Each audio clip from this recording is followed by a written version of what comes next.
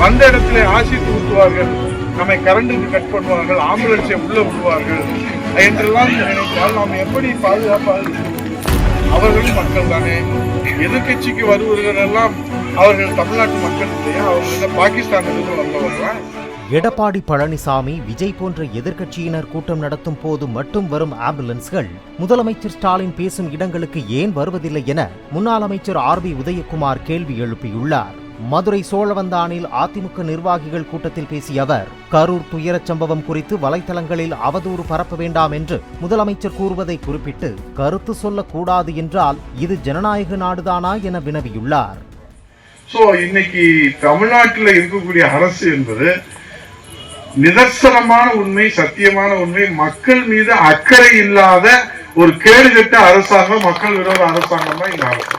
ஆனா விளம்பர வெளிச்சத்துல அவங்க தங்களுடைய அரசை காப்பாற்றி கொண்டு இருக்கிறாங்க. அந்த புனித கடமையை நீங்க ஆற்ற வேண்டும். உங்களுக்கு எல்லாம் நன்றாக தெரியும். 2 தினங்களுக்கு முன்பாக சனிக்கிழமை கரூரிலே பிரச்சார பரப்புரையிலே நடக்கக்கூடாத, விரும்பத்தகாத, நம் இதயத்தை சுக்குநூறாக நொறுக்கின்ற வகையிலே 41 உயிர்கள், குழந்தைகள், பெண்கள் இங்கே தங்களுடைய இன்னுயிரை இழந்திருக்கின்றார்கள். இதற்கு யார் பொறுப்பு என்று நாம் விவாதிப்பதற்கு முன்பாக இறந்தவர்களுடைய ஆன்மா சாந்தி அடைய வேண்டும். சிகிச்சை பெறுபவர்களுடைய அந்த சீக்கிரம் அவர்கள் குணமடைந்து இல்லம் திரும்ப வேண்டும் என்ற பிரார்த்தனையை முதலாக களத்திலே நம்முடைய புரட்சி தலைவர் எடப்பாடியார் அவர்கள், வருங்கால முதலமைச்சர், நேரிலே சென்று அவர்களுக்கு ஆறுதல் கூறி, உங்களுக்கு துணையாக நாங்கள் இருக்கிறோம் என்று ஆறுதலை கூறியிருக்கிறார்கள். இப்போது என்ன, இதைவிட லட்சக்கணக்கான மக்கள் கூடிய இடங்கள் எல்லாம் இருக்கிறது. இந்த கரூரிலே 41 பேர்கள் இதுவரை தமிழகத்திலே மட்டுமல்ல, இந்தியாவிலே ஒரு அரசியல் கட்சியினுடைய பொதுக்கூட்டத்திலே 41 உயிர்கள் போன அந்த வரலாறு இதுவரை தமிழகத்திலே கிடையாது, இந்தியாவிலே கிடையாது. இந்தியாவே இன்றைக்கு சோகத்திலே இரங்கல் தெரிவித்து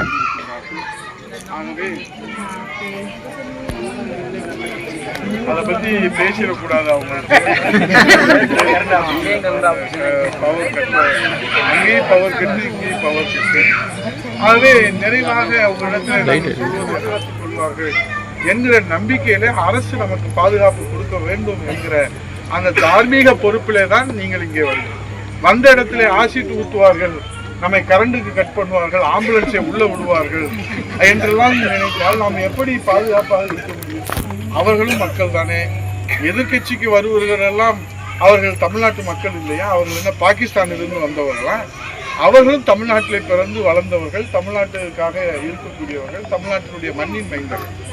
ஆனால் ஒரு கண்ணிலே வெண்ணெய், ஒரு கண்ணிலே சுண்ணாம்பு என்கிற பாரபட்சத்தோடு இந்த அரசு அணுகுவதைத்தான் இன்றைக்கு மாண்புமிகு எதிர்கட்சி தலைவர் புரட்சி தலைவர் எடப்பாடியார் அவர்கள் இதற்கு CBI விசாரணை வைத்து நீதி விசாரணை, மக்களுக்கு என்ன நடந்தது, ஏன் 2 ஆம்புலன்ஸ் திடீர்னு வருது, அதுக்கப்புறம் ஒரே நேரத்துல 10க்கும் மேற்பட்ட ஆம்புலன்ஸ்கள் எப்படி உள்ளே வருது? அது எதிர்கட்சி கூட்டத்துக்கு மட்டும்தான் ஆம்புலன்ஸ் வரும். எடப்பாடியார் பேசுனா ஆம்புலன்ஸ் வருது, விஜய் பேசுனா ஆம்புலன்ஸ் வருது. ஆனா ஸ்டாலின் பேசுனா ஆம்புலன்ஸ் வர மாட்டேங்குது. ஏன்னா அப்ப மட்டும் ஆம்புலன்ஸ் என்ன லீவ் விட்டுட்டாங்களா? அதுக்கு ஏன்னா அதுக்கு ஆயுத பூஜை லீவா இருக்கு, இல்ல தீபாவளி லீவா? அப்போ இதுல மக்களுக்கு ஒரு சந்தேகம் ஏற்படுகிறது. இப்ப கரண்டை ஏன் கட் பண்றீங்க? இவ்வளவு பெரிய கூட்டத்துல ஏன் கரண்டை கட் பண்றீங்க? என்ன காரணம் கேட்டா பாதுகாப்பு காரணம் அப்படின்னு சொல்றாங்க. இருட்டுல இருக்கிற மகளிர்கள், குழந்தைகளை வச்சுட்டு என்ன செய்வாங்க? அப்போ இதுல என்ன நடந்திருக்கு உண்மை உலகத்திற்கு சொல்ல வேண்டும்.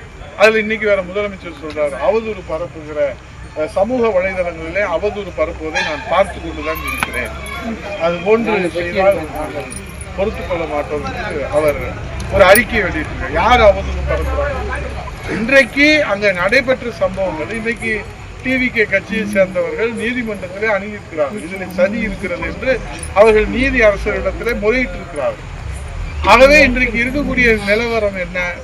பிரதான எதிர்கட்சி நாங்கள் இன்றைக்கு மக்களுக்கு ஆறுதல் சொல்லி அவர்களுக்கு பாதுகாப்பாக இருக்க வேண்டும் என்கிற அந்த மனிதநேயம் மிக்க தார்மீக பொறுப்பையும் கடமையும் நம்முடைய புரட்சி தலைவர் எடப்பாடியார் அவர்கள் நிறைவேற்றியிருக்கிறார். பிளே ஸ்டோர் மற்றும் ஆப் ஸ்டோரில் இருந்து பாலிமர் செயலியை QR கோடு மூலம் பதிவிறக்கம் செய்யுங்கள். செய்திகளை உடனுக்குடன் பெறுங்கள்.